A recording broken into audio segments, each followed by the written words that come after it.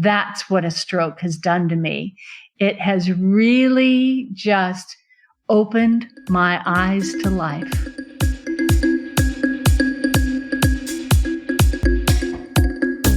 Welcome to the Strokecast. A Generation X stroke survivor explores rehab, recovery, the frontiers of neuroscience, and how to peel a banana with one hand. Hello, I'm Bill Monroe, and welcome to episode 159 of the Strokecast. This episode is sponsored by the fine folks at Modus Nova. To find out if Modus Nova can help you recover the use of a stroke-affected limb, visit strokecast.com/Modus Nova. And by the fine folks at Like-Minded. To find out if Like-Minded can help you live your best post-stroke life, visit strokecast.com/like-minded. Deb Shaw is an overachiever. I mean, she had a successful career selling cybersecurity products to government customers in Silicon Valley prior to September 2016. And then she had a stroke. But one was not enough. She would go on to have 2 more strokes over the next couple of years. I mean, that's a lot for anyone to deal with. Deb decided to take her experience, though, and figure out how to help others. She's since produced 11 booklets to help stroke survivors live in their new world and built a nonprofit organization to provide further support. Recently, the American Heart Association actually gave Deb the 2022 Stroke Hero Award Survivor Hero recognition. So now, let's meet Deb Shaw. Deb, thanks so much for joining us on the show this week. Thank you. I'm delighted to be here. You've got a fascinating story here, but let's get started with, what was your life like before you had your stroke? I was in technology in Silicon Valley and working for a company that does cybersecurity. We did both hardware and software devices, and I was in sales and customer service. So I sold actually to the Department of Defense, Homeland Security, the FBI. We were quite proud of our product line, and then the small company got bought by a much larger technology firm. But I was quite proud of the background because I worked extensively with wonderful engineers. There are some amazing engineers in this field. In my role, I often find myself translating between engineers and normal people, and it's such a delight to be able to work with people who are that deep into what they do and that enthusiastic about the things that they're able to create. Oh, extremely. I mean, their background, their experience and knowledge, and just their view of life is quite different and, enormous to just absorb. Yeah, absolutely. And at the same time, on that sales, and I've also been on that sales and marketing side, and I know that in some respects, we tend to make engineers' lives extra difficult. Oh yeah, sure, the product can do that. I'm sure it's easy. Very true.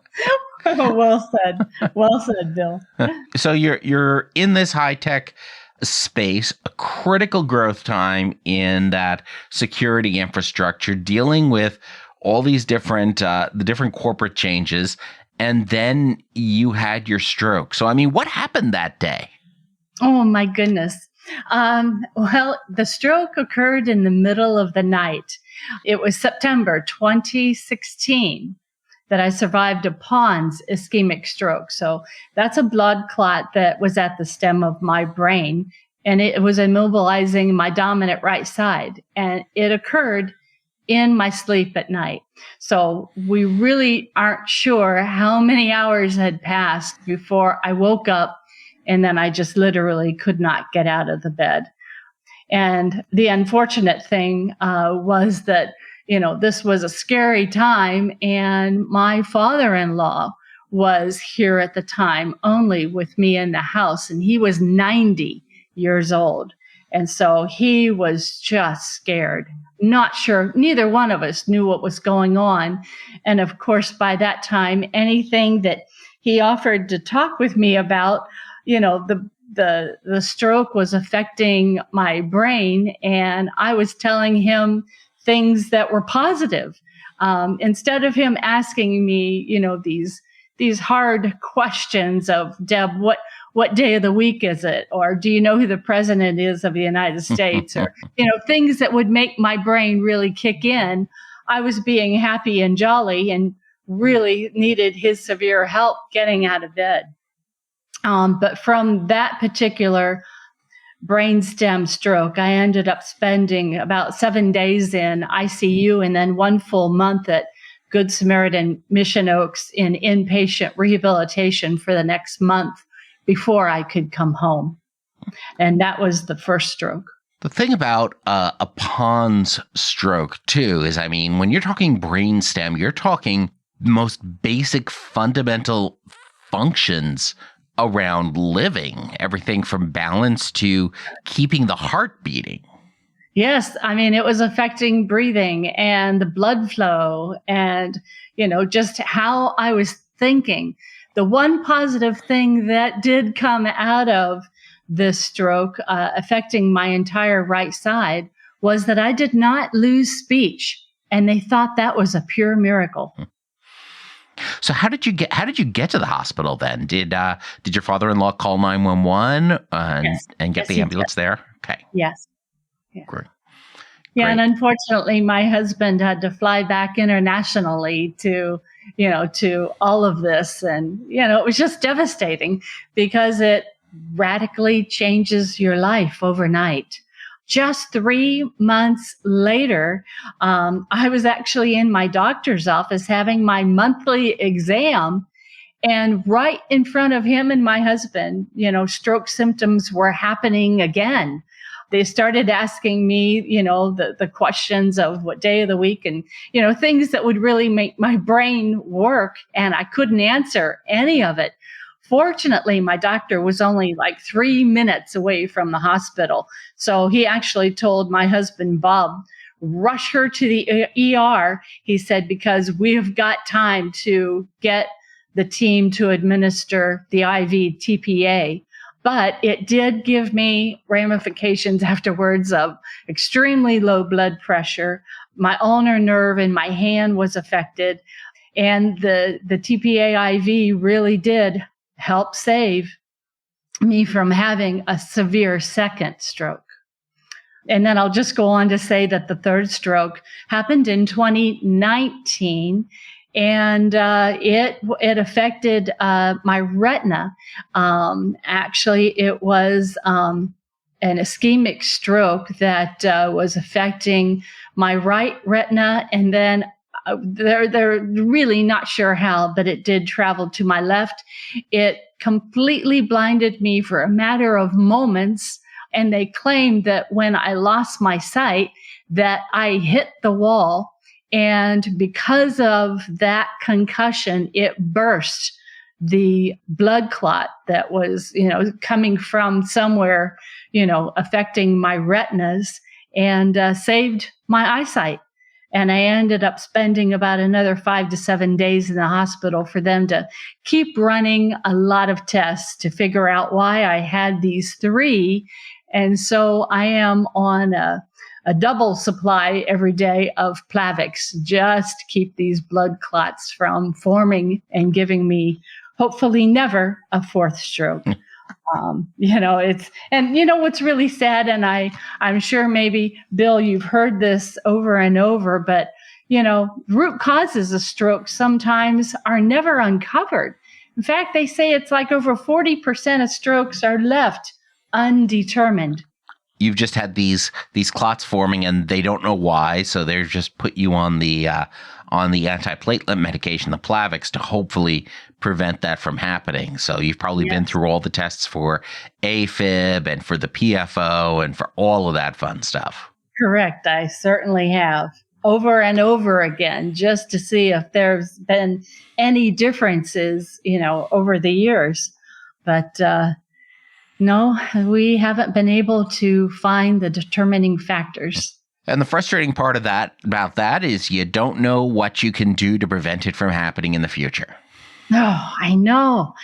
So one of the things I always say is do more of the things you feel passionate about, every day, because emotions, intensify learning and memory. And I want to learn as much as I can about the different types of strokes and keep my memory always engaged so that, the brain loves variety, and I try to stay really active.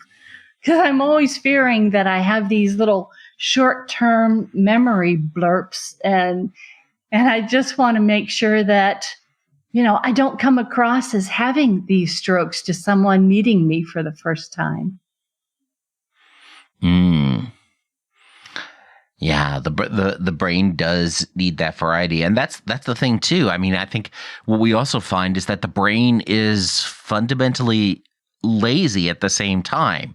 Once we teach it a pattern, it wants to reinforce that pattern so it becomes easier to execute that pattern again and again and again. And that's why it's so important to feed your brain positive patterns and positive habits, the things you want to inform the direction of your life. Yes. You got to shift your focus on solutions, not problems. And the brain, like you said, gets lazy, and then you become lax, and then tone kicks in stronger. And if you focus on doing positive things and having that fresh frame of mind, you're going to be much better off as, this body after a stroke. One of the things I am proud of, through all of this is I've come up with the 3 Ps, if I may. Please. Patience. You have to be patient with your progress from a stroke. Positivity. You must always remain positive no matter what happens or how you feel that day. And then my 3rd P is practice. You have to keep practicing what you learn in therapy in order for your whole body to keep moving and to keep moving forward.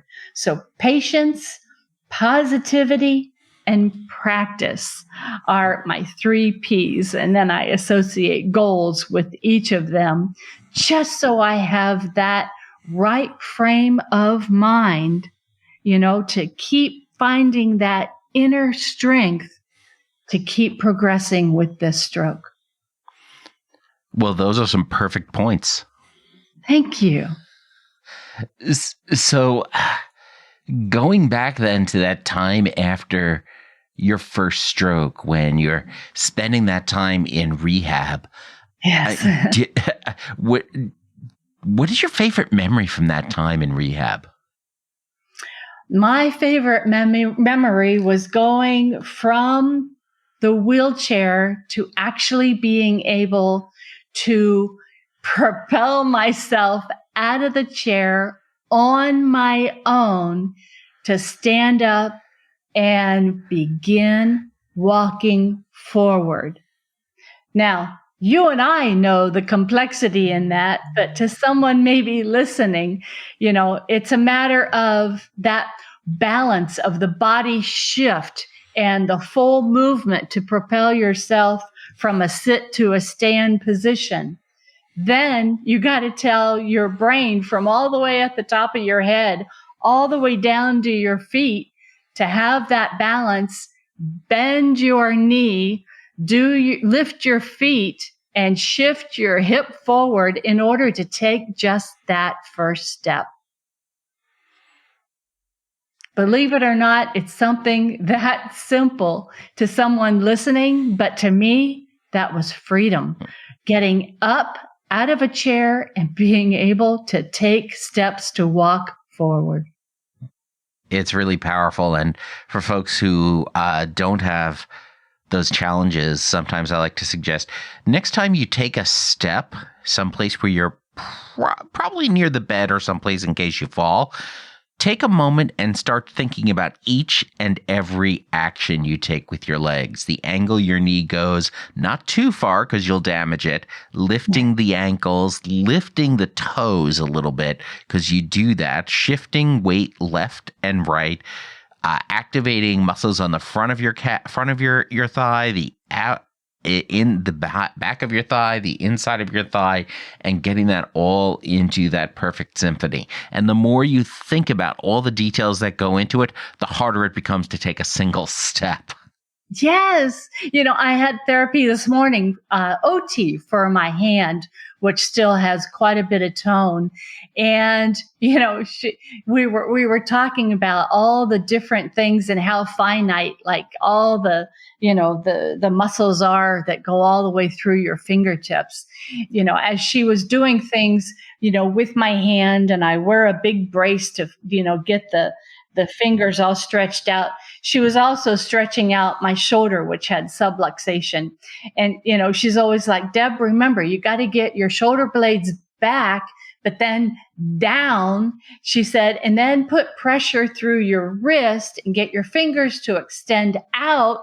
And I'm like, okay, hold on. I got down, out, press, push it.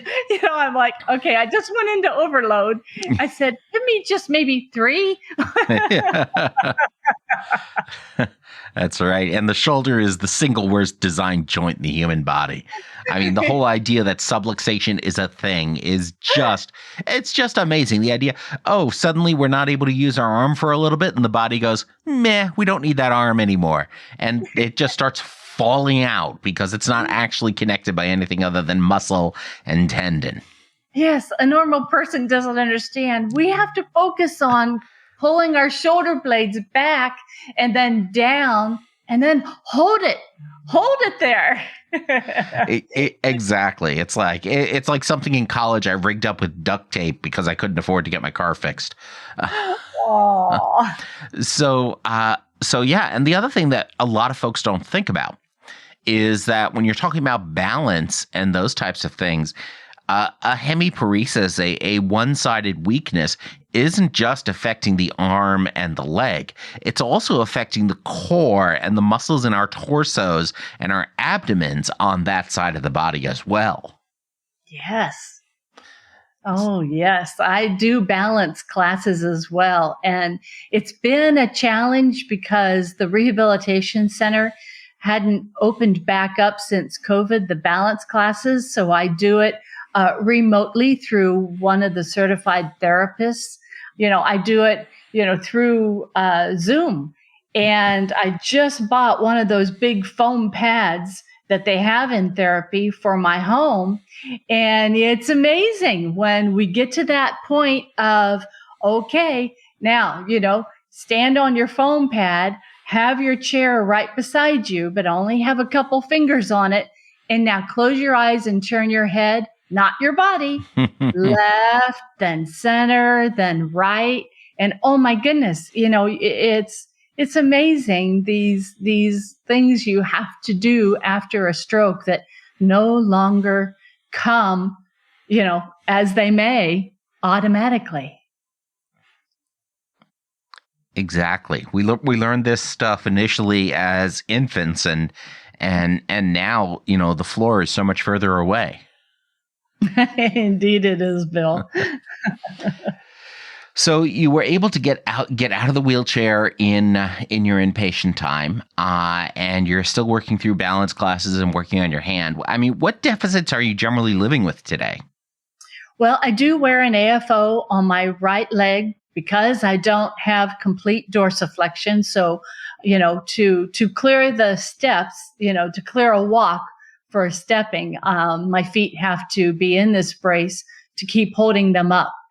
So I do wear that. And then with the second stroke, because of my low blood pressure, I have to wear an abdominal brace and compression socks always to keep my blood from puddling or staying down below my knees. And I've learned to print and write with my left hand.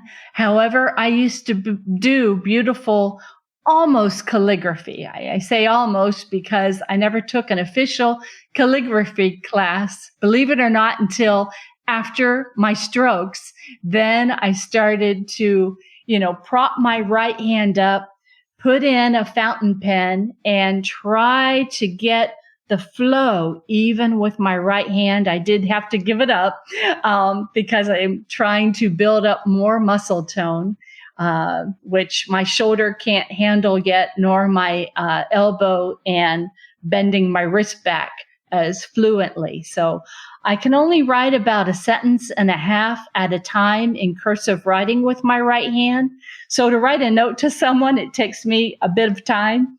And just because of time consciousness, I'll just, shift over to my left hand, which I've learned to write much quicker and easier. But those are the deficits I have right now. I would like to eventually get back to driving. There are, I've passed everything, but there's a part of me that says, I'm out there with these 3 strokes. I want to make sure I am excellent at this before I get behind the wheel of a car. To prove it to myself, I'm not quite there yet, but I will be much, much stronger.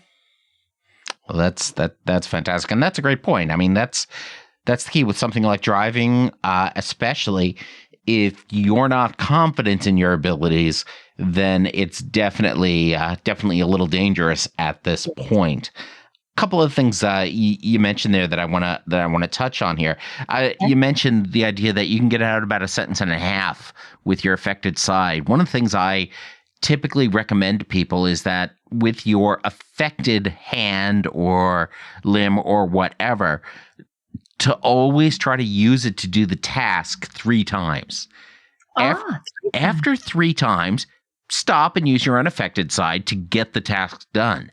But always try those 3 times. And it's okay if you fail and you can't do it. You're reminding your brain that you do have this limb and it does have to do the work and it's getting the practice. And after 3 times, if you can't do it, you move to the other side so you don't get too frustrated and angry with it. Oh, well said, Bill. I mean, it is so key in what you said about the brain has to be able to know that affected limb can do it. And you may not do it to, the way you want to, but the brain will accept that, wow, I am doing it. And, I will get better at it. But for now, I'll do the left side, but I'm not going to give up on going back to the right and get to where I want it to be. And even if that means you have to take your, in my case, I'm left side affected. So earlier on, if that meant I had to grab my left wrist with my right hand and just bang my left hand into a light switch to turn it on, at least it's working. At least it's doing something. Yes. And one thing I have found out that I always have to have a pen that's a little bit thicker, like that Dr. Grip pen, and it has that cushiony, section down at the bottom. So a fatter and with a grip is much easier for my affected hand to write with. And even in therapy, they have these little add-on things that are rubberized that you can put on a pencil or on a pen that is super thin, but gives you the ability to have a fatter grip on it so that you can start writing with that affected hand. Yeah, absolutely. And I've seen folks use those on like forks and spoons too. Oh, exactly, Bill. Yes. The other thing you mentioned there that you actually used my favorite word when you were talking about your shoulder being able to support your arm in the writing. And that was, you said that it can't do it yet, because yet is my favorite word in the English language because it's so different to say I can't use my left hand versus I can't use my left hand yet. Yet. It's just so important in the direction in the future you're going.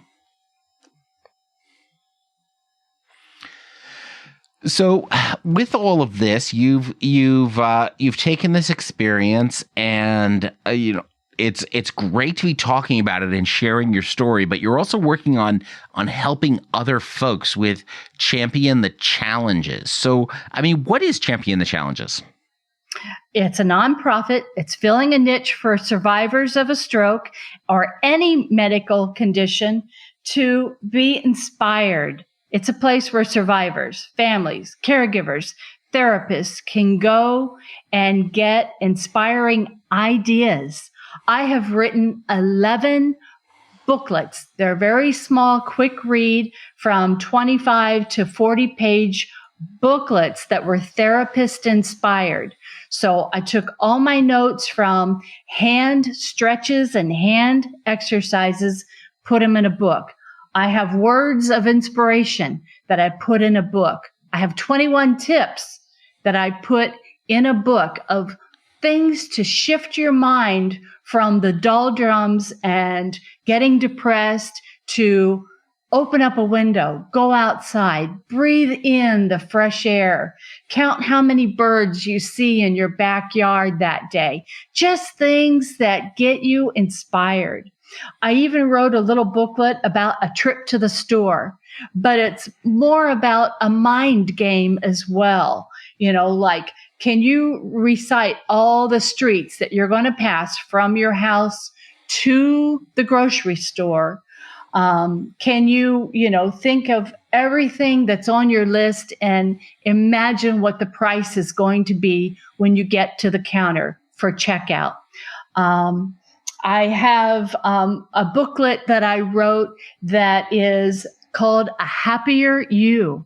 And it's just to get you out of the doldrums and a rut and start thinking of things in a much positive manner. So my 3 Ps come into play about every one of the booklets I have written because they are therapy inspired for you to bring out that inner strength, for you to, improve your quality of life. So all of that is available on my website, championthechallenges.org, and all the booklets open up as flip books for free. And then for those that are not able to, have access to a computer, I also speak at about a dozen of the Bay Area stroke survivor groups, and I will ship my booklets in print form for free to anyone who wishes to have them. Oh, that is fantastic, and we're going to have definitely those links over in the show notes as well. So, I think that's great. I think one of the things that's really key about your creating those booklets is, as you said, they're based on your notes. A lot of times, folks who are starting or thinking about, they want to do creative endeavors, but they don't know what to create or what to build, and they worry they don't have this expertise. It's like, well, you do have it right in front of you. You've got these resources around you that you can tell your story with. Exactly. Yes. And it's for all these stroke survivors to realize they're not alone, and how better than to go to a site that it's from a stroke survivor that had these 3 strokes and she needed to be inspired. And, she had a family and friends, but how about those that don't? Who are living alone and these 4 walls come in on them. I want them to be able to go to this website and get energy and get excited and go, I can accomplish this. I can reach in. If I, as Champion the Challenges, can give hope to these people to discover that inner strength, then I have done something good in this second half of my life after a stroke. So what happened that day that you decided to create Champion the Challenges or Oh my goodness. Sorry, I interrupted. Go right ahead. Bob and I, my husband and I, just, were kind of dumbfounded with this COVID-19. And, the hospital called me and said, we're going to have to cancel your therapies because we've got to open up these slots for the people that are just now coming out of therapy, out of the hospital beds, because there weren't enough therapists to go around. So I gave up my slots for 2.5 years. And at home, I started pulling out all my notes going, okay, I have to do my own in-home therapy to keep myself moving forward. And, once we started assembling all these things that I gathered over these last few years, it's like, wow, we could assemble these booklets. Then I got some of my therapists involved just to validate that I'm not, doing anything wrong and I'm not saying the wrong thing. And, I started making them short, sweet, to the point, because I do love it when people write these nice books about their whole story, but sometimes they get too clinical, they get too technical, and you lose focus. So my booklets are short, to the point. Here are the most, critical things that I found that help me, possibly can help you. Now, I know every stroke is different, but it just really, really mattered and helped the people that when I started going back to therapy, I started passing out my booklets. Then the therapists were coming to me going, Deb, bring more of these in. We love passing these out because they're spot on. They really can, you can go through, you can read it from cover to cover in, 15 minutes, but you can spend at least a half hour doing some of the brain activity, the memory, the recall, all things on your own throughout the day to keep your brain active and smart. And that's so important because so many folks in our community struggle with reading more than a page at a time before they actually have to take a nap. Sure, absolutely. But then to just, to extend on, I do get a little bit, overzealous, so bear with me. But I did a lot of therapies that were very different also that, my therapists were interested in. Like I did healthcare virtual reality. Now it's not as impactful as a game version because, you do have to have, all the data and all the results right there on screen so that the therapist knows how well you're doing and it was in a controlled environment. So besides that, I did the hyperbaric oxygen therapy.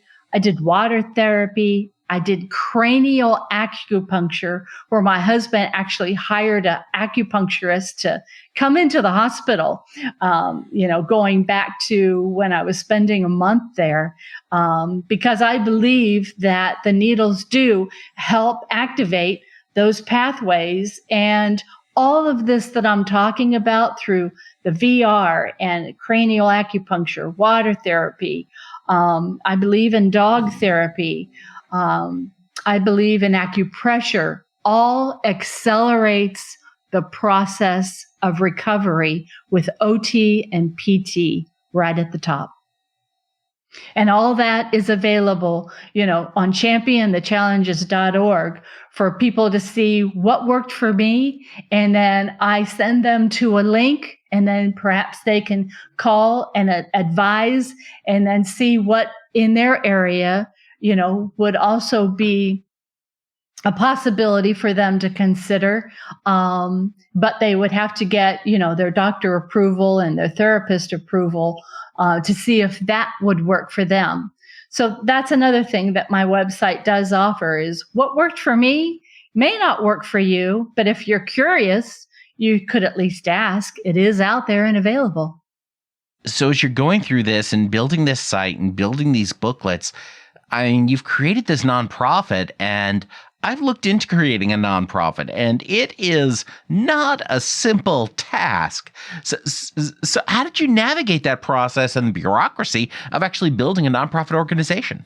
Oh my goodness. It was intense. It truly, truly was, because the IRS and getting just the final 501c3 approval was a very tedious process, to the point where they even asked us to change one word in a certain phrase or a set of 2 words, within a document that, just really wasn't quite the way they wanted it to be. And it would hold up the process for another month. But then COVID extended it for a longer period of time as well. So it took much longer than we expected, but we've had our 501c3 for a year now. And, thank goodness from the technology company, we had a few lawyers that we knew that did know about nonprofits, and it got expensive, but it was worth it because my husband and I saw what we had and that we couldn't find it anywhere else, all within one website that wasn't overly clinical, that a survivor could easily go to and not be overwhelmed. We have a lot of content, but it's all for free, especially, all the booklets and the information. And it's all about, informing people that there is a lot out there for you to get better.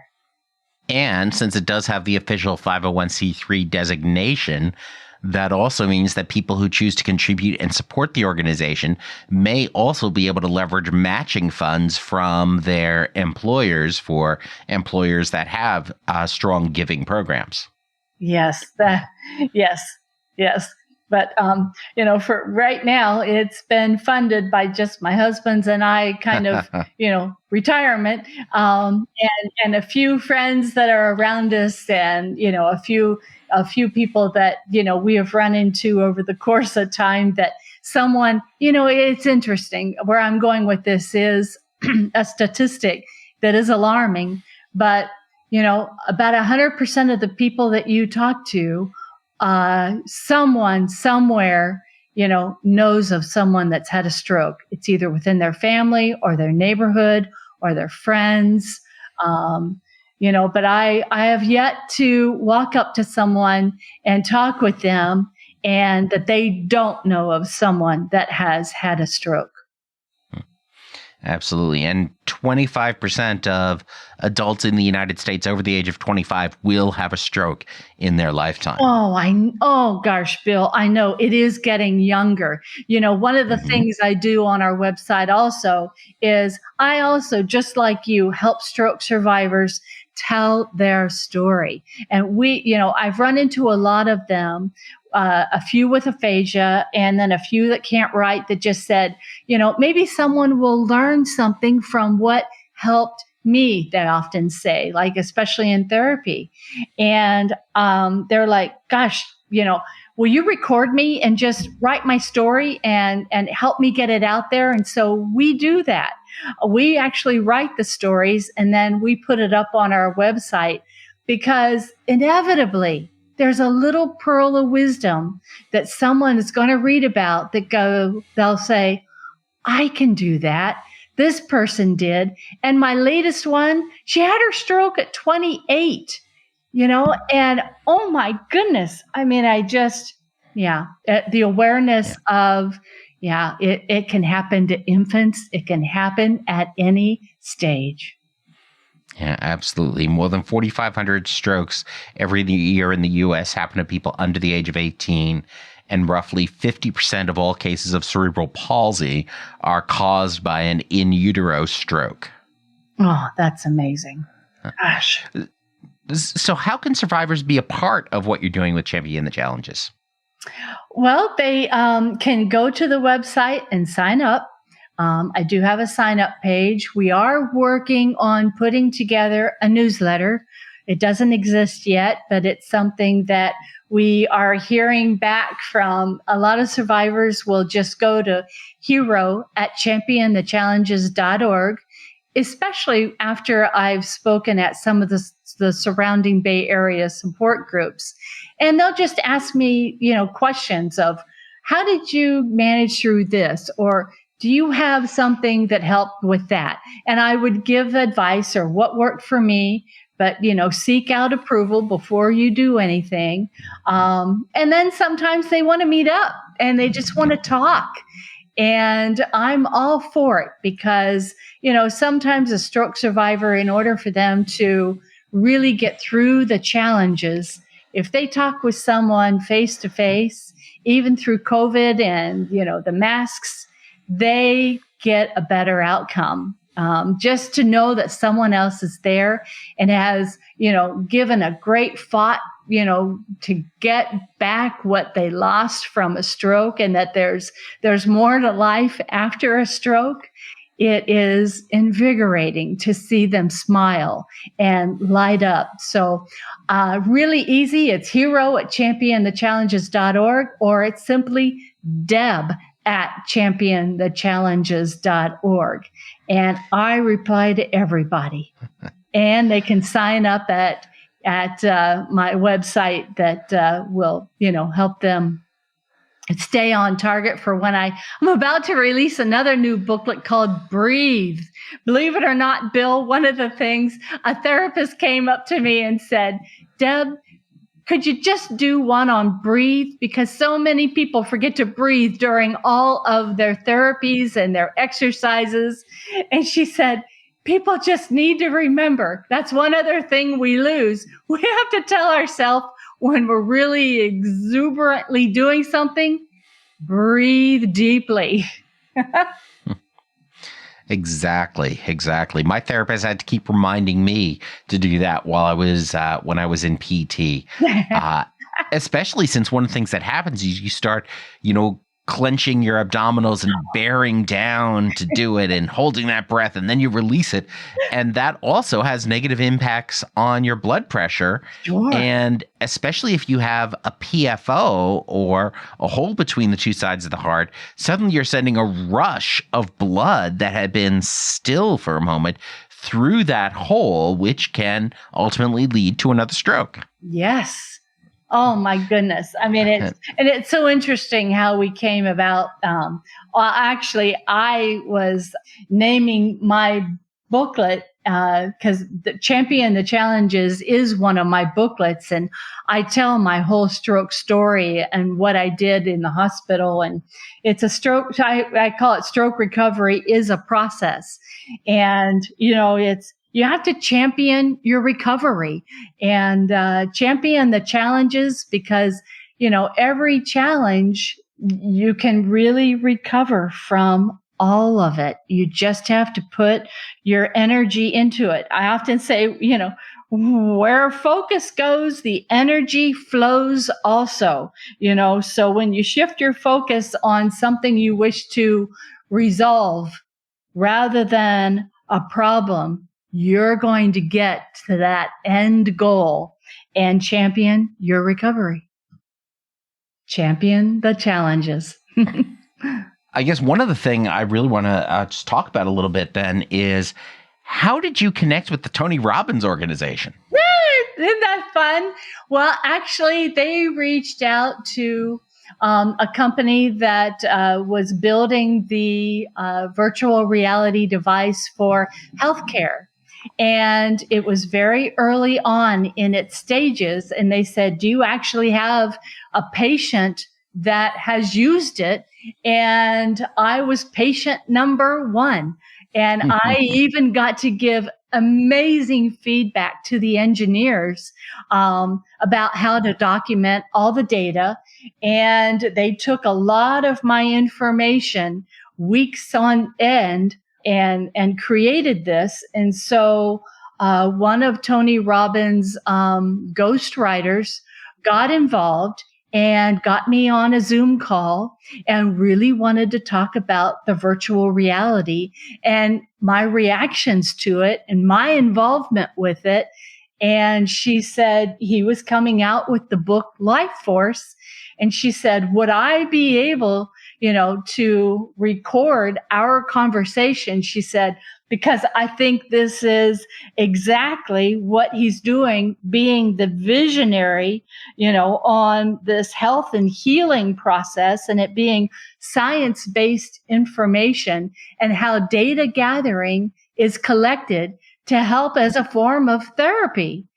And that's how it happened. And it unfolded from there. It was truly amazing.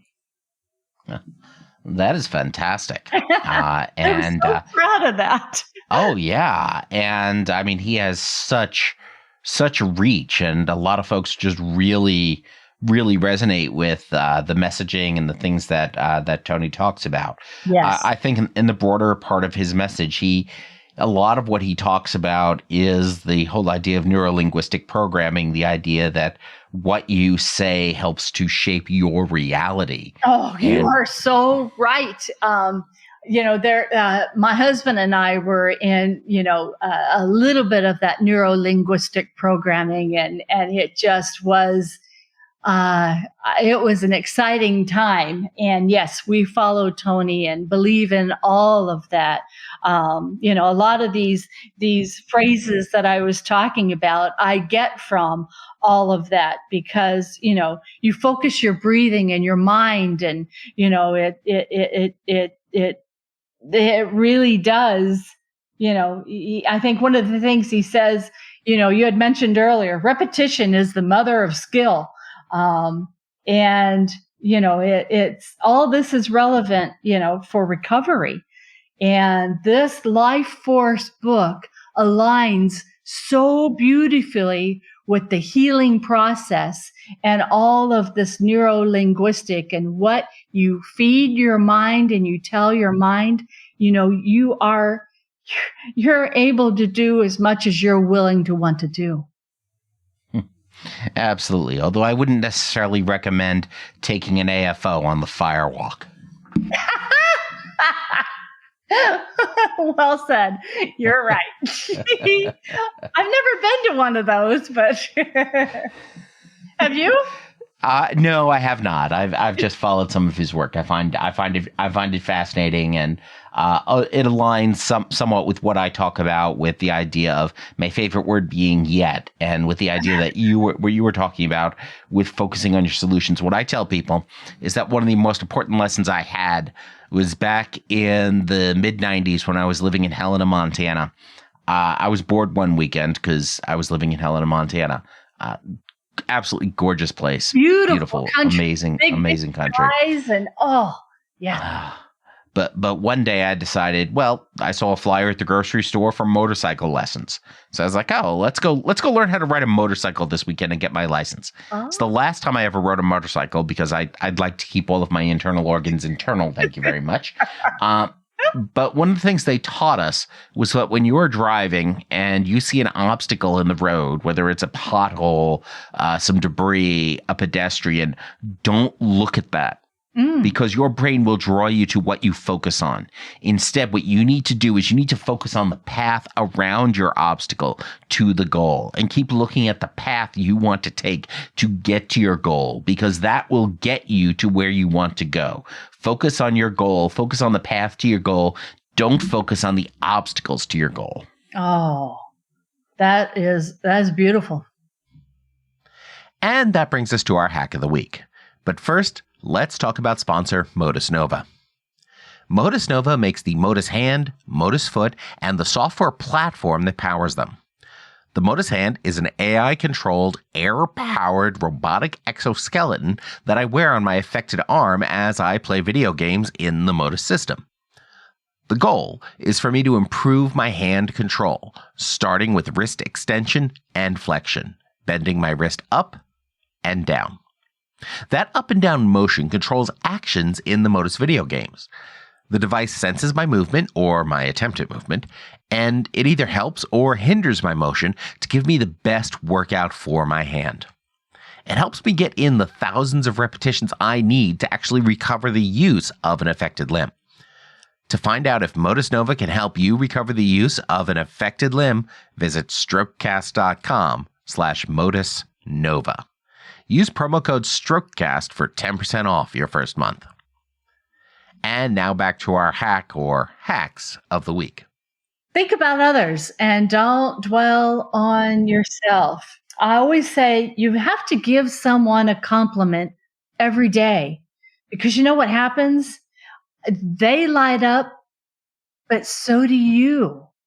And so many times I see stroke survivors just are all gloom and sad and just, really disappointed with, this card they were dealt in life.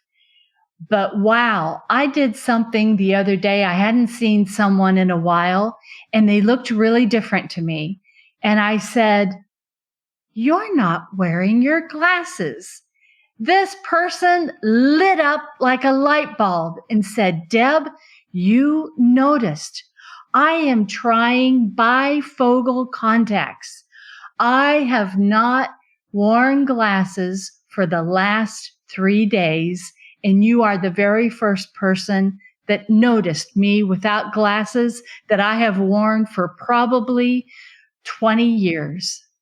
Oh my goodness, I felt so overwhelmed with joy that I noticed and gave them a compliment, and how excited they were that I took the time and I noticed.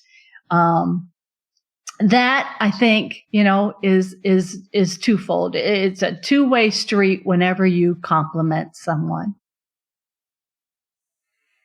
Well, that is fantastic.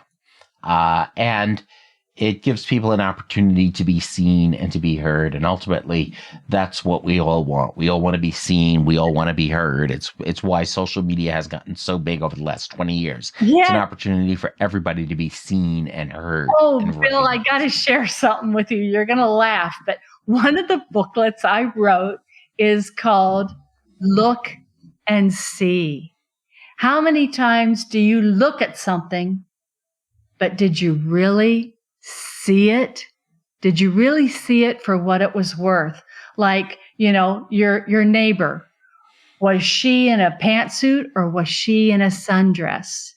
It's, do you look to look or do you look to really see something? Take the time. So now you had another tip for doing your exercises. I do. And it was one of those that I was doing for balance, and it was stretching the lower part of your leg from your knee down. I cannot do that with my AFO on.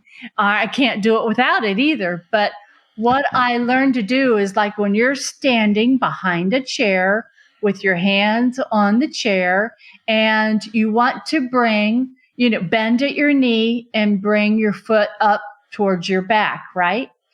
When you're bringing the lower part of your leg up for a stretch, I can barely lift my right side 2 inches off the ground. So I take a large towel, wrap it at the bottom of my leg so that my hand can hold on to it, and I help lift my leg up with the towel to get the stretch in my hamstrings, so that I am stretching out my leg and helping loosen the tone with a towel to do that stretch. And that's a great way to do that and to make that possible. So as we've been on this journey now, yes, and seen a lot of things happen and had to deal with a lot of loss and grief along the way, because those are all parts of it. Ultimately, was your stroke experience a blessing or a curse? I will say a blessing. Yes. It took me time to do that, because, every day is a challenge, but I would not have met the amazing people I have. I would not have thought deeper about the human body as much as I've had to with these strokes. I have not admired the beauty of life. Like, my hummingbird is the mascot for Champion the Challenges. It's one of my favorite birds, but it's a bird of survival. It's a bird that flutters its wings 80 times within 1 second.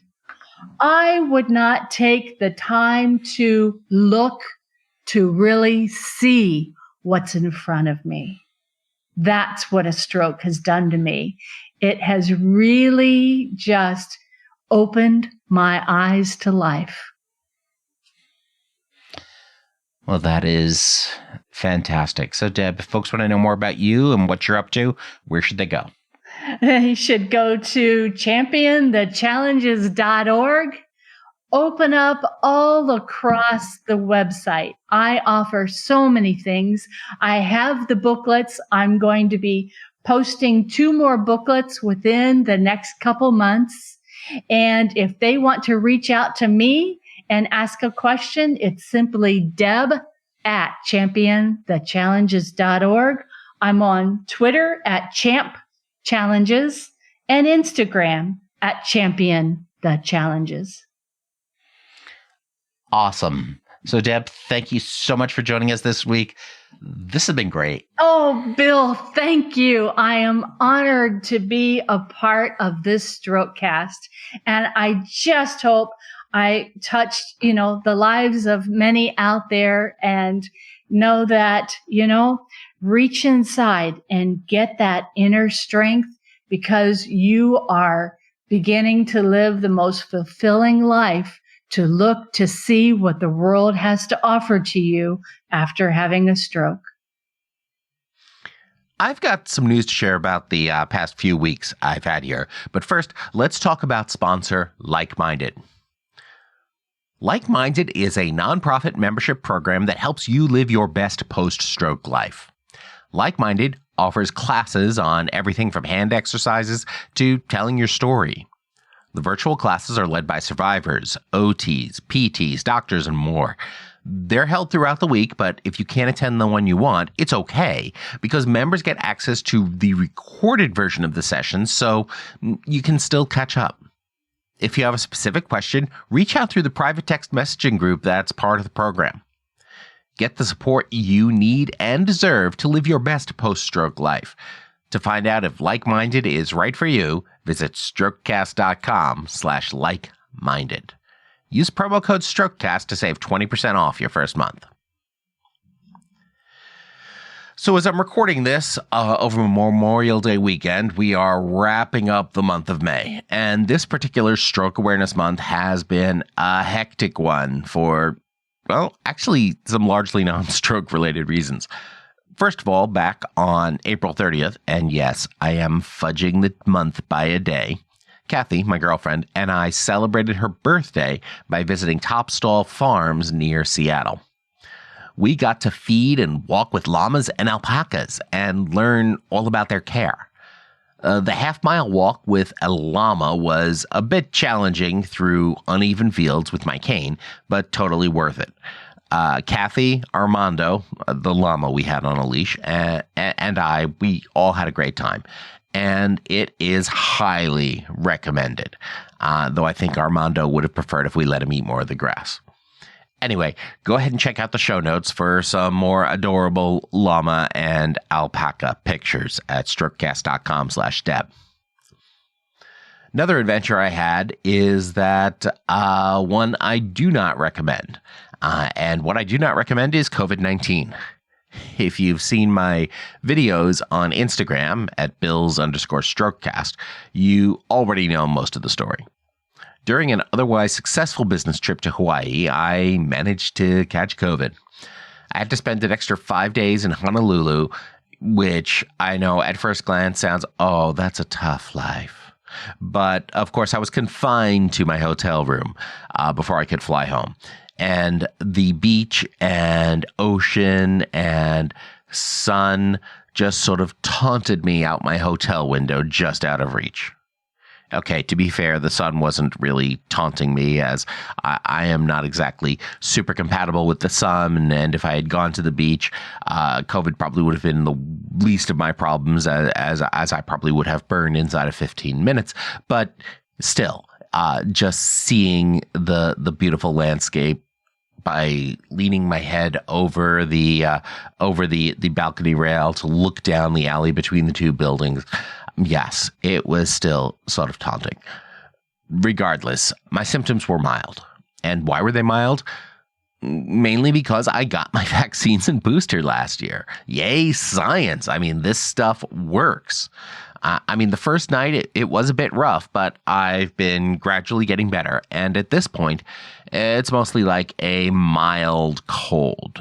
My neurofatigue is kicking in more quickly at the moment. I'm dealing with a little more brain fog, and you can tell my voice is probably not as it normally is. But really, that's the worst of it. My main concern at this point is simply not infecting others, and especially Kathy. This is a situation that could easily have been so much worse. I also recently joined the NIH StrokeNet program as a member of an advisory committee to help vet proposed stroke research projects.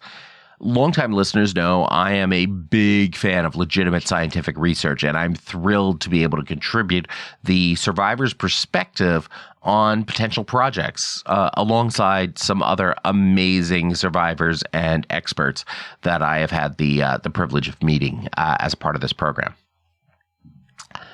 Finally, a post I did was recently featured in the Microsoft Start, formerly known as Microsoft News, newsletter in support of Stroke Awareness Month.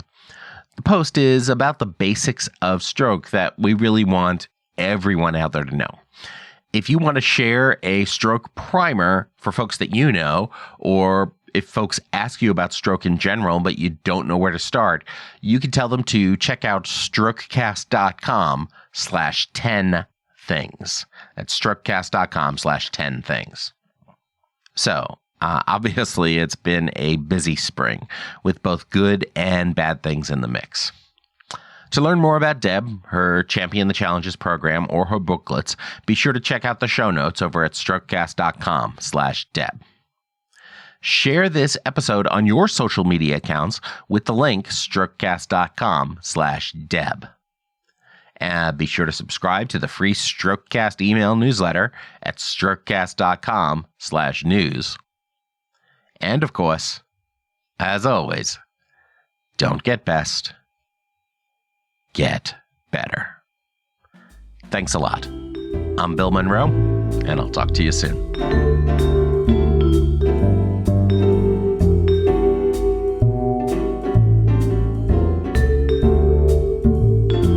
The Strokecast, Bill Monroe, and Bill's guests provide general information and entertainment, not medical advice.